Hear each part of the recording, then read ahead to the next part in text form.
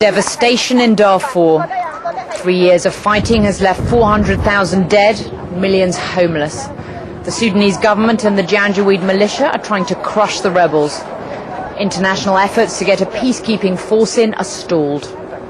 Now the actor George Clooney is using his celebrity to bring attention to Darfur's plight. Mr. Clooney, hi, I'm Laura Trevelyan. You guys... He's making appeals via the media, lobbying governments.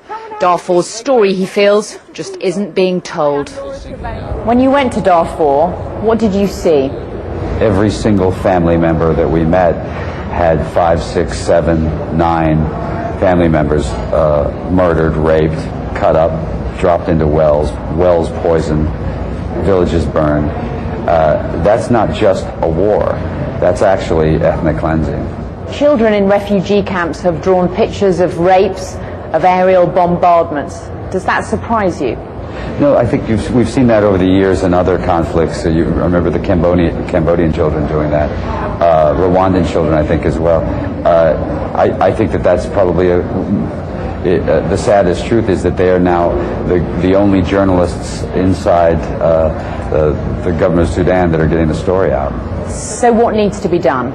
What needs to be done is, first and foremost, humanitarian protection, number one. If that requires a hybrid force of the UN and the African Union, who's in charge of it and what color helmet they wear, we don't care. It needs to be funded and it needs to be immediate, and it has to happen as quickly as possible. Secondly, they need to have some sort of information allowed in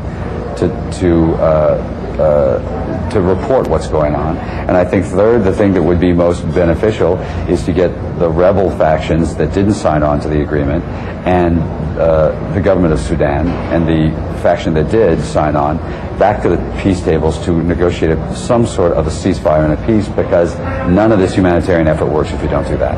How desperate do you think the situation in Darfur is?